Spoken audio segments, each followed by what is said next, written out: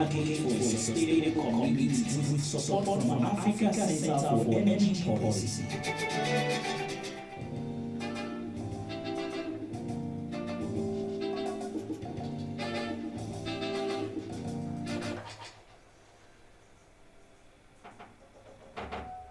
You're welcome to another edition of Voices from Minds, brought to you by Ziva Community Initiative. To bring you all the conversations, all of the issues and solutions to small scale and national miners and in Kokobe. My name is Daniel Chukwuemeka, and like I always do every Friday from 9 a.m. to 10 a.m., we bring you conversations with intelligent resource persons to help us understand the plethora of issues that is being dealt with. And today on the show, we've got a reverend man with us this morning in the studio. And somebody I'm certain you want to listen to, somebody I'm certain his experience and knowledge is the one you want to learn from. So if you've got friends and families, if you're interested in small scale and national mining in Nigeria, if you want to understand what mining is in and of itself, the issues they deal with in the environment, somebody's here to give you all of that and more.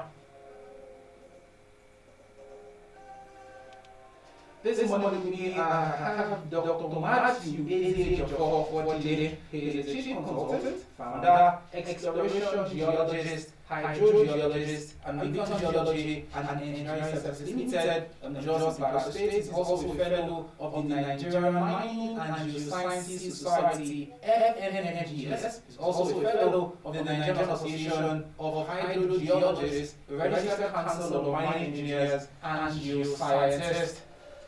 So Dr. Matthew is going to talking about the mining and the environment. What exactly does it mean? What are the issues to deal with and everything in between? Good morning, sir. Welcome to the show. Good morning. It's good to have you here, sir. First of all, let me ask you a very personal question.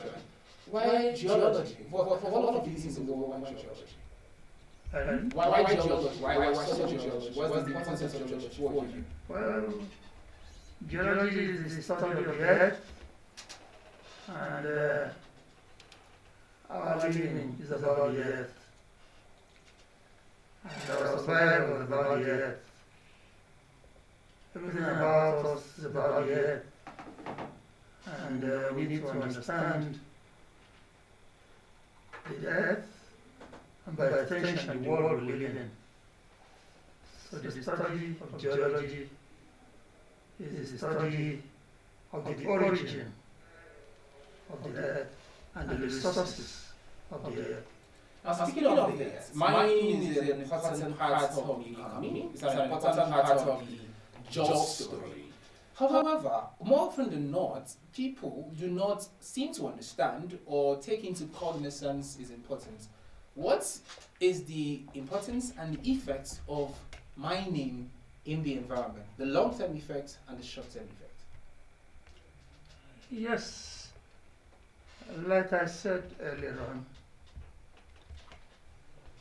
mining takes place from the earth, and the earth is like a human organ. It's like an organ, and anything that affects the earth or tries to damage the earth or affects it either positively or negatively affects the well-being of the earth. And it is just like opening up a wound on the surface of the earth, on the surface of a human being, on the body of a human being. So when you scratch the earth to take out any resource, you are opening a wound on the body of the organ that constitutes the earth, just like the human body. So mining is an activity that affects the structure, the development, the well-being, the resources of the earth. So anything that affects the earth affects the structure and well-being of the earth. So when we try to take out a resource from the earth, what we are doing, in effect, is we are opening up a wound on the body, quote and unquote, of the earth. Because you cannot take out a resource from the earth without opening up the earth. Sure. And in opening up the earth, you open up a wound, quote and unquote. Speaking of wounds, like you mentioned, Yes. likening the earth to the human body, what these wounds, for into a layman, what are some of these wounds, the long-term wounds and short-term wounds? And secondly, even though this question is a bit tongue-in-cheek, but is it possible that in the process of mining, in any form at all, that the earth doesn't suffer at all? See, when I talk about the earth, I'm by extension talking about the environment of the earth. So anything that affects the makeup of the earth affects the environment of the earth. And everything about environment is about the well-being of people, human beings, animals, nature that exists within that environment. So it is difficult to do mining without affecting the environment. All right. Now, the environment's been affected. What are the short and long-term effects of mining on the environment?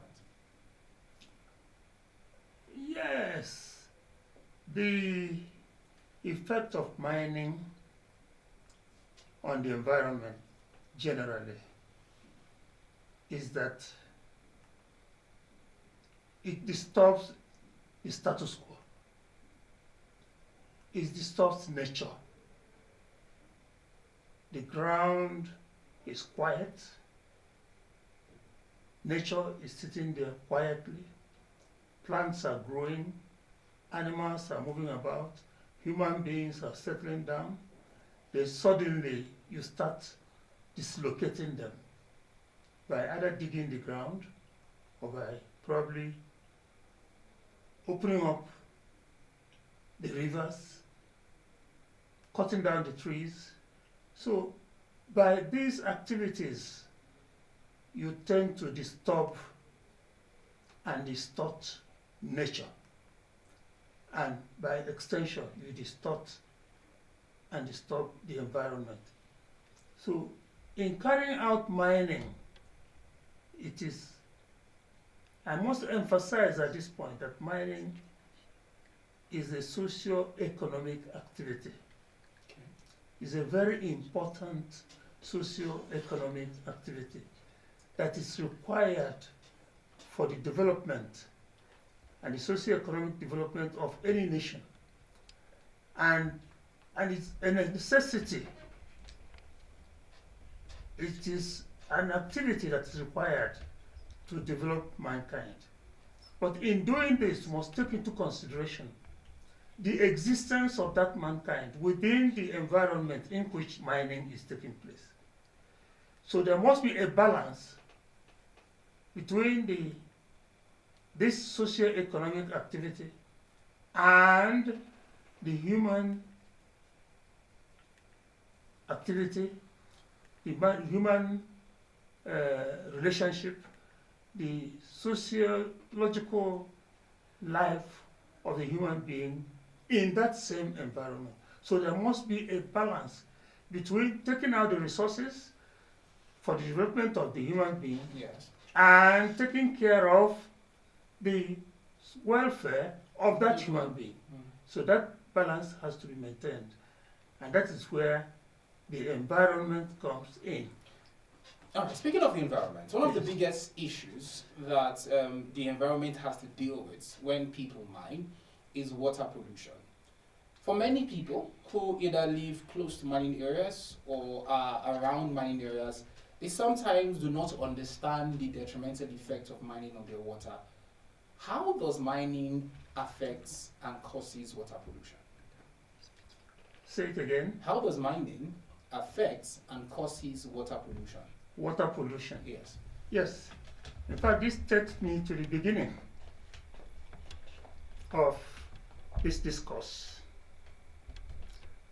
Mining is a process that starts, first of all, with finding the mineral, discovering the mineral, finding out where the mineral occurs, finding out the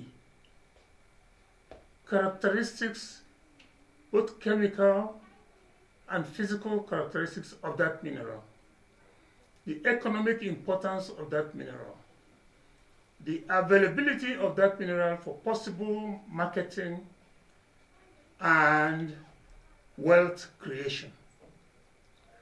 When this has been done in a proper feasibility study, it is expected that before any mining commences, the necessary processes has to be followed. And of course, it has to be done in an organized way under the laws and regulations of the country. And in Nigeria, there are at least 3 extant laws that govern mining operations. One is the Minerals Act of 2007, which is being reviewed. 2 is the Environmental Impact Assessment Law of the Ministry of Environment, 1992 and 2021. And 3 is the Water Bill, which is being considered. And all this have to do with the possible effects of mining operations in the not only the environment, but in the processes that lead to the extraction and development of the mining industry. So it is important that before any investor starts a mining operation, he should get himself conversant with these 3 extant laws. And the point you made about mining and water is that water is a mode of transportation. It's a medium of transportation in any chemical environment. When you mine, you disturb the earth, you dig up chemicals that are constituent within the earth materials. And with water available, whether it's surface water or underground water, it takes these solids into solution and transports them either underground or on the surface. Let us take, for example, surface water.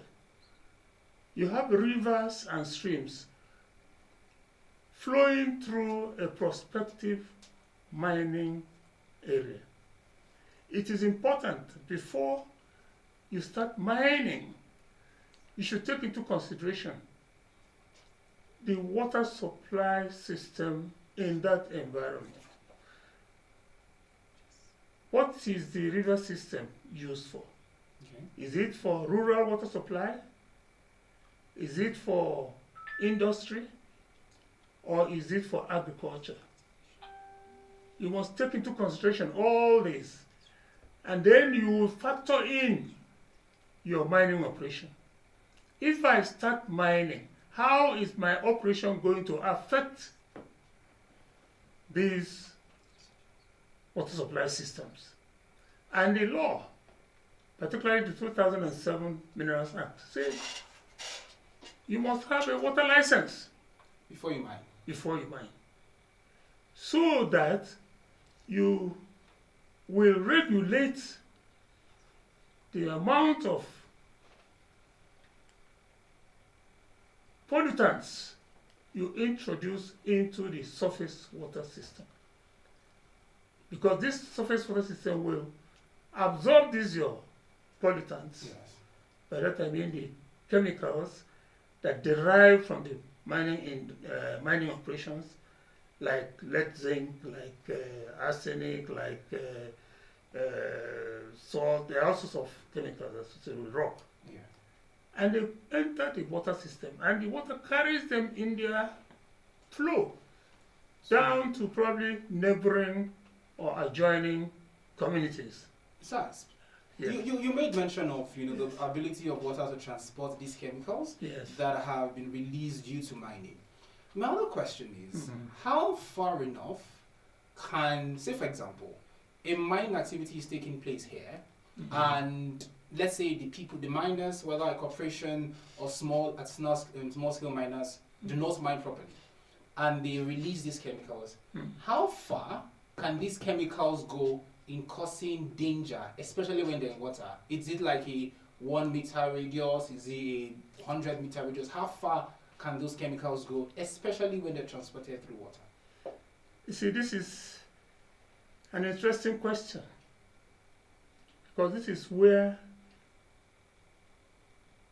the miner requires a consultant to control his activities, because this is a special area of study where you deal with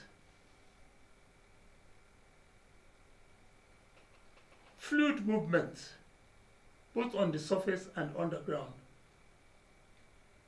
Underground, groundwater moves Yes. underground, just as surface water moves on top.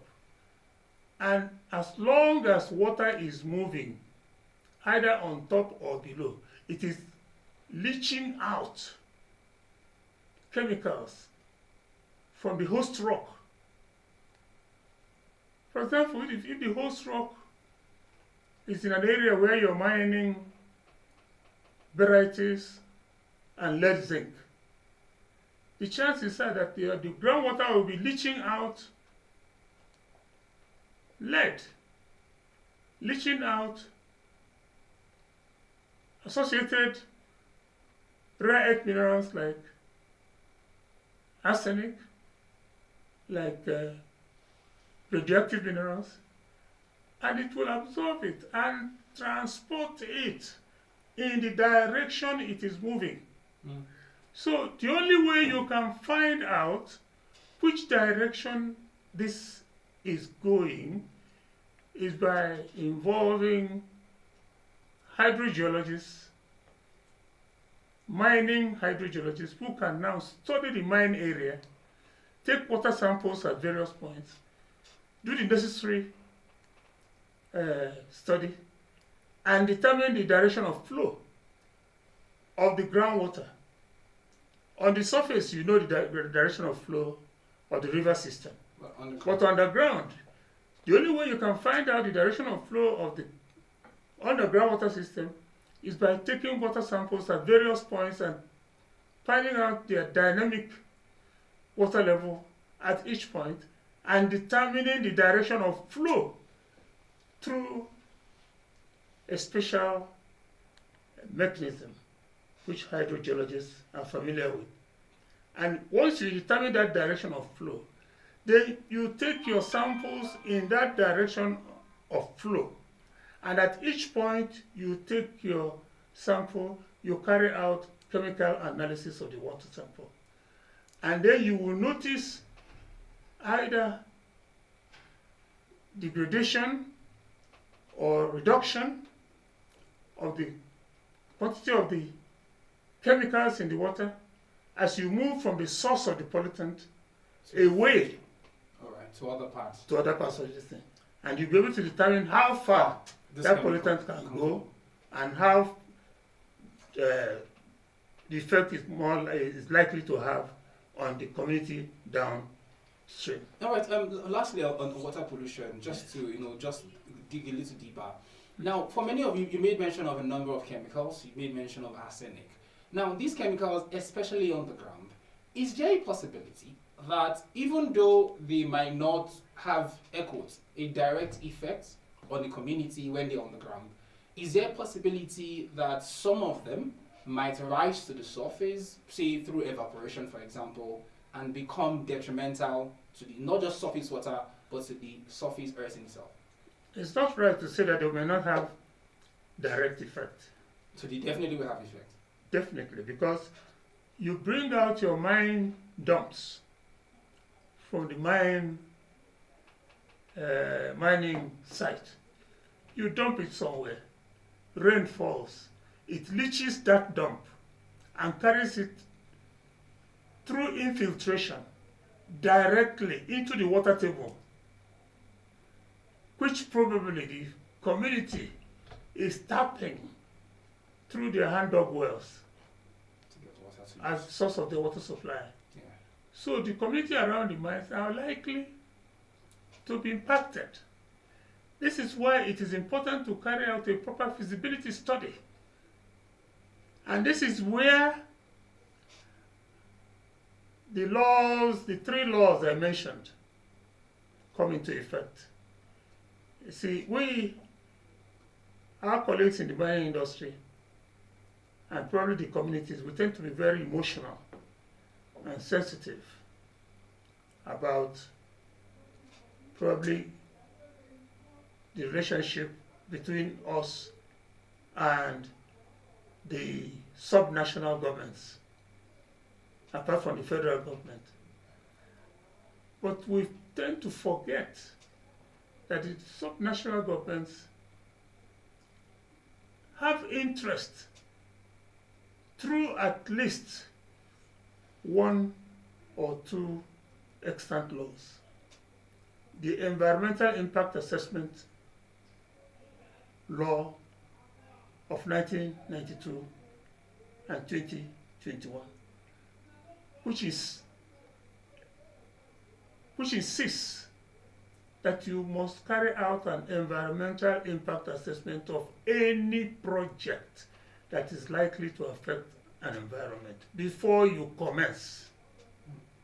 And in this particular case, for a mining operation, you're supposed to carry out a proper feasibility study before you start excavating the ground and start taking out the minerals, to find out what is the likely effect of your activity on the environment, the immediate environment, and probably the neighboring environment. And this is the mistake we make. We think that the only law that binds us in the mining industry is the Minerals Act. In fact, the Minerals Act has very little to say about the environment.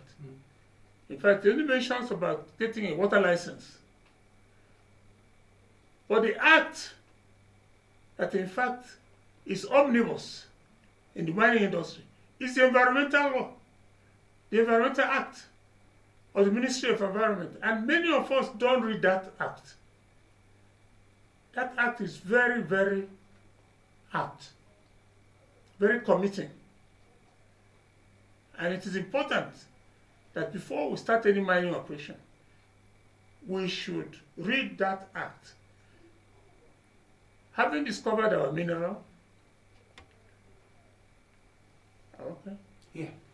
All right. So, just for once of a time, one of the other things that we often talk about when it comes to mining is sustainable mining. Like you mentioned, it is impossible for there to be mining and for there not to be an injury to the earth. Imagine the possibility. Now, if this is a given, that when you mine, the body, in this case the earth, will be hot, how then do you define sustainable mining? What exactly does it mean when we say sustainable mining? This is why the laws are there.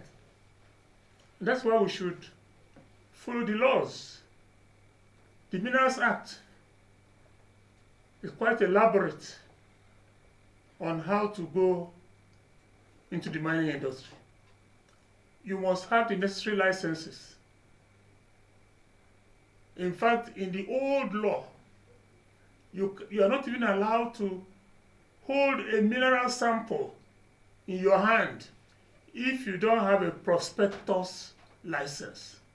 What's a prospector's license? Yes, a prospector is the person who is permitted to go and look for a mineral.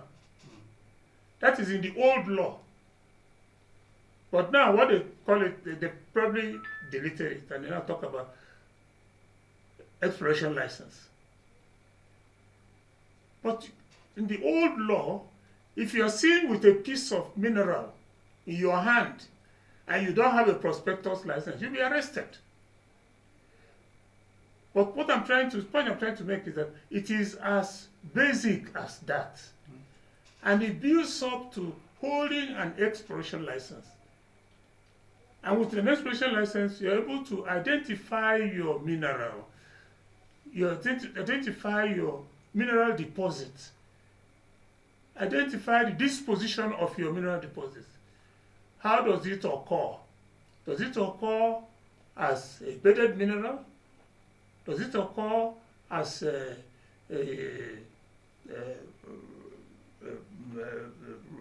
rock? How does it occur? The mode of occurrence will now tell you how to mine it. Are you going to mine it? Or does it occur as vein mineral? Or as fracture mineral? It's when you have determined all this, then it will now tell you how to approach it, how to mine it. Are you going to mine it by removing the overburden, in which case it becomes open cast? Or are you going to mine it by going underground, in which case it becomes an underground mining? And if you don't do all these preliminary studies before you start opening the mine, then you are damaging the environment. You are damaging the earth. You are not doing it sustainably. To answer your question, for it to be sustainable, having done this preliminary study, done geological mapping, identify the fractures, identify the mode of the operation, then you determine the reserve. What is the quantity of my mineral? What is the quality of my mineral? Is it marketable? And if it's marketable, where is my market? And if you're able to do all this, you'll find that by the time you complete a proper feasibility study of your mining lease, that your document, that your feasibility report is as good as money. You can go to the bank with it. And that is what we in the mining industry describe as bankable reports, which if you take to an investor who understands mining and he goes through your report and he sees you have done the diligent study of your resources and he sees that you have worked out the resources, the quantity, the value, you put value to your resources, and he sees the value of those resources, he can give you money on the basis of that paper. All right, well, the phone lines are open. The phone lines are already buzzing. 090-5566-6699 or 081-218-77777. We have been speaking to Dr. Matthew Ezejiofor of Offodile, talking about mining and the environment, what you need to understand about it, especially when it comes to setting pollution and the detrimental effect of mining on the environment. Let's go on a breather. When we come back, we'll be opening the phone lines for you so you can call in and ask your questions and make your contributions. This is still Voices from the Mines. We will be right back.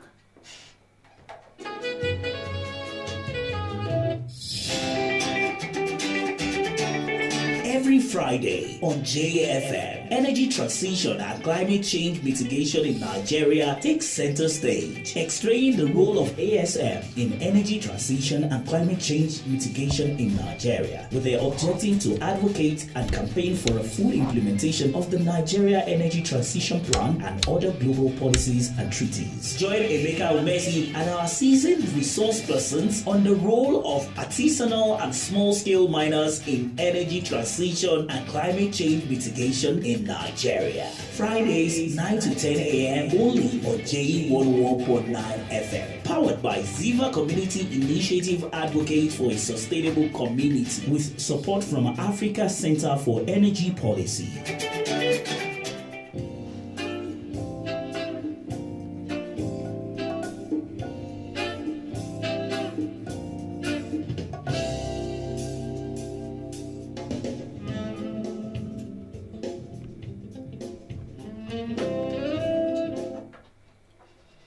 You're still on to Voices from the Mines, brought to you by Ziva Community Initiative with support from the Africa Center for Energy Policy. He's speaking with Dr. Matthew today about the effects of mining on the environment. The phone lines are buzzing already, but we have a number of questions for Dr. Matthew before we start picking your calls and answering your questions. Well, you talked extensively about mining, its effects on the environment, but I know that in the midst of all of this, there are certain technological innovations that exist already or are being worked on to ensure that mining and these detrimental effects do not happen. So my question is, what are some of these innovations or methods that have been developed to make mining more environmental friendly? And are there any examples of mining operations doing this successfully? Yes. There are, like I said, there are precautionary measures that were expected to take under the law, like the environmental law, the Minerals Act. For example, you are not expected to just throw in your waste directly into the river system or dump your waste anyhow, particularly on areas where there's direct contact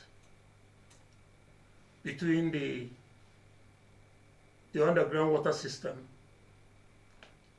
and the atmosphere. For example, in areas where the aquifer system is exposed to the ground, and then you dump your mine waste on top.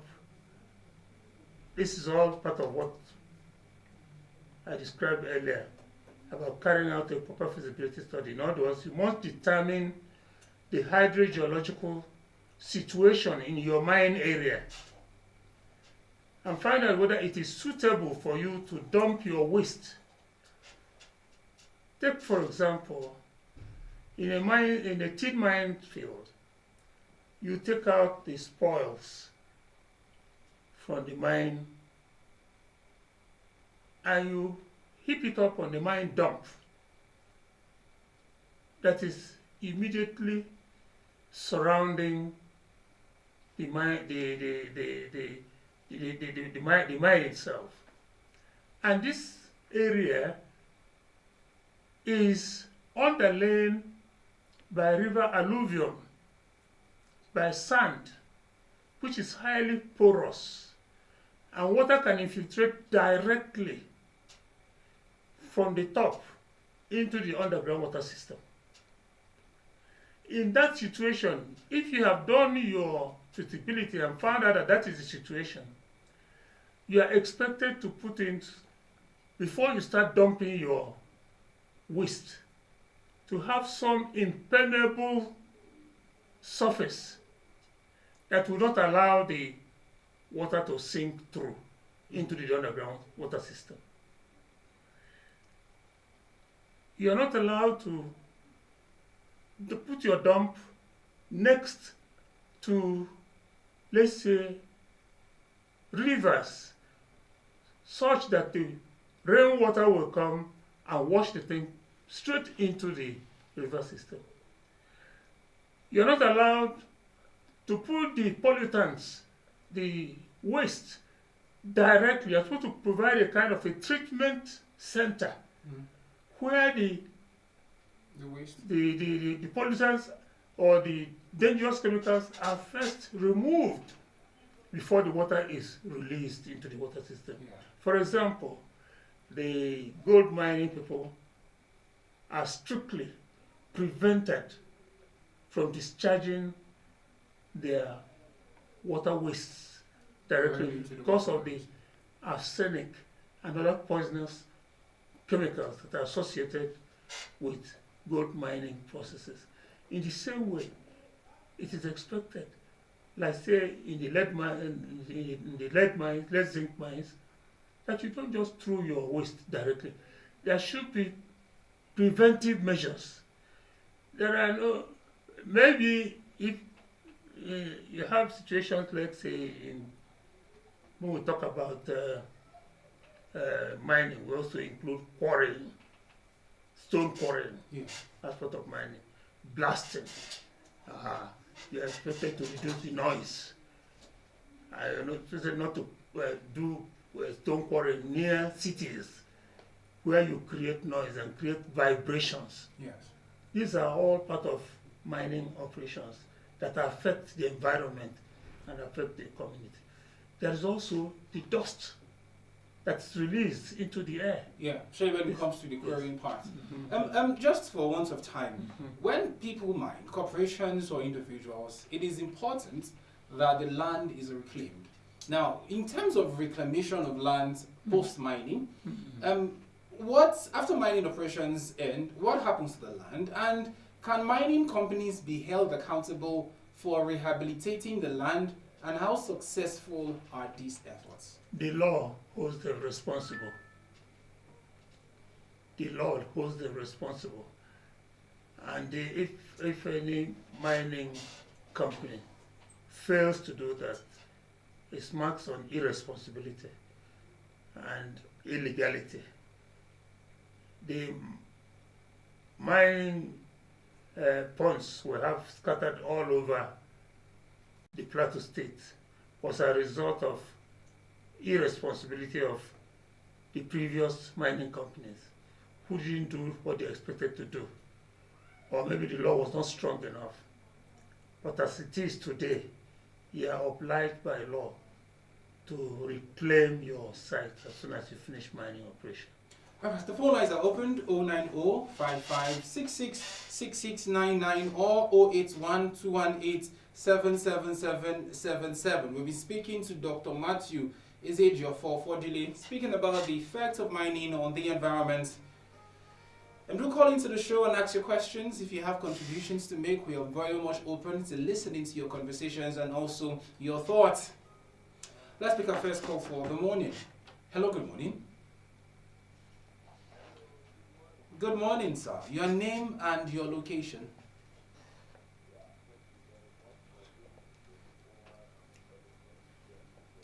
Right, Adikuma, please go on.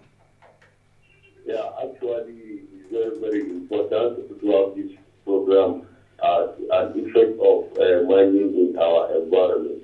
You see, when we look at the effect of mining in our environment, cannot be overemphasized because we have seen how life has been lost because of mining, especially the illegal mining.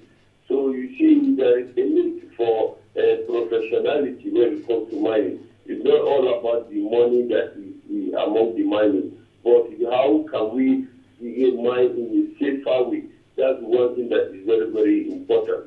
So that's why we are giving kudos to the government. But we are still calling on the government to look at mining as Plateau State. It's one of the cultural activities that have been happening for a very, very long time. So with this stopping of mining, you will see that some people have been into a criminal act and other what have you. So it should not take time for the government so that they can provide a way that we have a very good mining and legal one, and so that people will benefit from it. And also, so that the state government can also benefit, because most of the money in Plateau State, the government are not benefiting it in their economy. So with the new process that the government will work on it, and we can program with it, we give it awareness to the people. I think people will understand how mining is very, very important and dangerous in some environment. Thank you very much. Thank you so much for calling. Hello, good morning. Good morning, sir. Your name and your location, sir. Benedict, it's good to have you here. Please go on. Nice to hear you too. Good morning to your guest. If you, when you talk about environmental hazard, environmental pollution, I think the environment does not pollute itself. This is part of the problem you guys are talking about and listening to you. It is we, the people, that pollute the environment. And it is also we that will also suffer these pollutions that we're creating to ourselves. Like, for example, when you talk about mining, you talk about littering the street, littering the drainage. Before this rain now starts, on Sunday last week, we had the first rain. That is on the 31st day, sorry, the 30th day of March 2025. We have some little sign of rain just not here.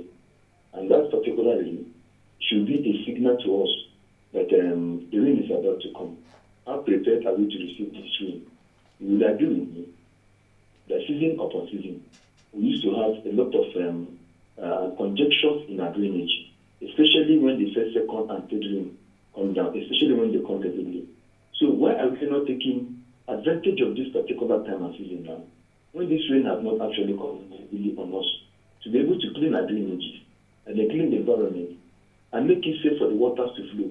Sometimes ago, I was complaining in the radio station, complaining about the issue of this environmental hazardness, which has to do with open defecation. Open defecation is something very, very close to me, very, very dangerous at that.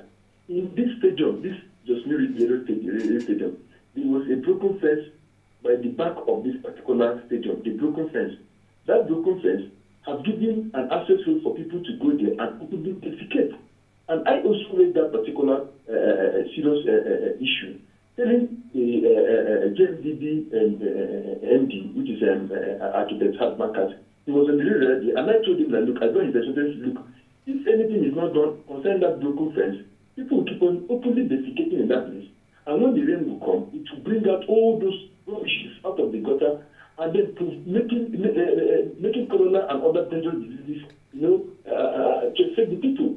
I don't know if he listened or if he actually gets a discount to that particular issue, because I believe that he has a lot of things and it's concerned. Now, the issue of Texas would have been taking that responsibility. And first of all, making sure that people stop open defecation, and then planning on how to liaise with the government to be able to build that very fence. Because no matter how you want to stop people, that particular fence, you know that is broken and is down, people will still get in there and then defecate. And when the rain comes, you will carry all those rubbishes out of. All right. Please, I'm running up now. The governor of the state, now, when he was campaigning, he said he's going to regulate mining. And that is the reason why I appreciate the way he has actually stopped illegal mining. And look at the first caller that just mentioned that the government is not benefiting on the issue of mining. If you actually go to regulate the issue of mining in this state, I can assure you that you don't even need to depend on the federal allocation. Plateau State can be able to generate what is going to take care of its workers. There's so many other things, and there's fixed infrastructure in this only by just mining alone. So mining sector, if it's actually going to be neglected, we are doing that at our peril, and because billions and billions of dollars is going on from Plateau State to individual hands, and people are killing and then making people live uncomfortable. Even farmers, even this thing is in Barcelona, mining activity is going on there. So if it's not regulated, I think they are just sitting at the edge of a gunpowder. It should be regulated, and then the issue of environment should be taken care of. Thank you. Thank you so much for calling, Benedict. Let's pick one more call before I ask Doctor more questions. Hello, good morning. Good morning, sir. Your name and your location. John from Buku, please go on. Yes, you see, this question of mining, the problem that the federal government derailed as far as mining is concerned. We have 5 big companies, many companies that are working according to the law. They have a system of mining. How come the federal government cut over this company, and we should get all the implement, go down this, the CC, S-class, the cannot settle. What are they now? It's not a clear thing. Yeah? They have been the one for many, many years. And they're not problem. I'm not general manager of ATM, if I remember correctly, every ATM. The person took over from first, but 2 years' time, 2 months were over. After 2 years' time, he must have taken it on the ground.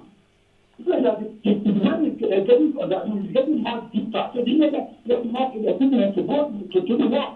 Even they're going away, even though they want to leave away, now how come the federal government took over from them? Look at, you only money that only the many companies have this country. And there are no many companies that are most of the processed mineral is closed down. Because there is another functioning. Stop that. Federal government have made a mistake of buying over to company. We have laws that they're involved. I'm sorry. Thank you so much. Thank you so much for calling. Dr. Matthew, of course, some callers have called to express their frustrations with some things. But before we respond to some of them, if there's need to, when we talk about mining, like you mentioned, it's a very interesting yet environmentally impacting activity. The government, how important are they in mining? And what are they doing? Are they doing enough to ensure that the environment is protected as it should? Thank you very much. I must say that the federal government has gone through a number of policies for the mining industry. Unfortunately, we don't seem to be consistent with these policies. We keep changing from one to the others. One of the questioners talked about government taking over some of the mining companies. Yes, I think that was to some people a big mistake. And since then, it has not been easy to turn around the situation because it involves some kind of massive nationalization of the mining industry,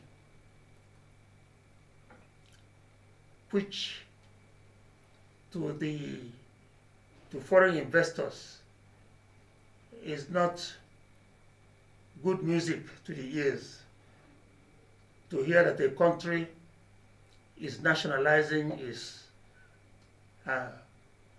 foreign companies. And that is why it's been very difficult for government to bring investors back.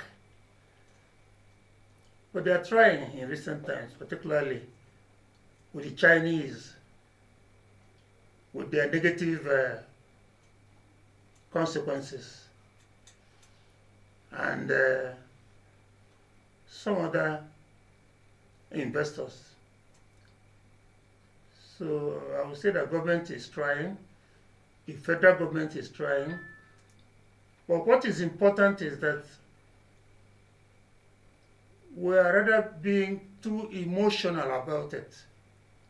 We must appreciate the fact that mining is very important for the economic development of this country. And no matter what we think about the disadvantages, the problems we have with the environment and all that, we cannot forget so easily the role it played in the past, particularly in the colonial days and the post-colonial days, for the development of this country. Just is in existence today because of mining. the railway system in Nigeria, particularly the northeast, southeast railway system, is in existence today because of mining. Sure. Tin mining especially. Particularly tin mining, etc., etc. So we have to find a way of striking a balance between nurturing a sustainable mining industry in Nigeria and a sustainable environmental protection policy, so that both of them can stay side by side. As for the person who asked a question about defecation, open defecation, you see, that question brings out the point I was making about the importance of water generally, both in the mining industry, in the health industry, and in the environmental industry. In all these situations, water is the conveyor belt, is the mode of transport. Water is the medium of solution. Water is the agent of chemical interaction. So water is very, very important, but we ignore them. We ignore water in all our scientific studies. In the mining industry, I don't know whether miners have ever sat down to calculate the cost of dewatering their mines vis-a-vis the cost of their mining operations. That is, if you're mining underground and you encounter water, then you start installing pumps, buying diesel, doing all sorts of things, and then you are pumping water 24 hours to maintain a dry mine so that you can remove the mineral. Have you ever checked the cost? And at times, because you have not bothered to take into consideration the possible effect of that mine before you open the mine, and as soon as you've invested your millions of dollars or naira in your mining industry, as soon as you open the mine and start mining, water will come from nowhere. And they start shouting. Most of the mining ponds on the plateau were abandoned because of water. It's not that the mineral was finished. They are mining the mineral, but as soon as there was water incursion into the mine, into the pond, into the mine, they abandon it. And the water will take over. And they go to another one and open another mine. And as a result, we have over 500 mining ponds in Plateau. Abandoned. Not that the mineral is finished, but because water has driven the miners away. And they abandon it and go away. And they have not. So this, to me, and then please, one more point I wanted to make. In the past, during our time, when we were in government, civil servants, we had mines inspectors who went to the various mining companies to make sure that the miners carried out the operations according to the law. Today, we don't have any more mines inspectors. And miners just do what they like. With due respect, they are my friends, they are my colleagues. The artisanal, last week I listened to my very good friend and colleague, Dr. Kehinde Ogumola, who talked about small-scale miners and artisanal miners. I think government at the local level should do everything possible to try and organize these small-scale miners and artisanal miners into cooperatives, and then try to make them understand the basics in mining and the regulations, so that they don't just do this what is happening now, which is indiscriminate and it's causing so much havoc across the mines field. Thank you. Thank you so much, Dr. Matthew, for coming through. This has been the size of the package. Of course, remember, you can always be a part of the conversation next week and, follow Ziva community on our social media platforms to air your thoughts there and drop your comments. The phone lines are still buzzing, but unfortunately our time has come to an end. But do not worry, next week Friday we will be here again from 9 to 10 a.m. to have interesting and educative conversation when it concerns mining in the country. Like I always say, stay out of trouble, spread love and seek the truth. This has been brought to you by Ziva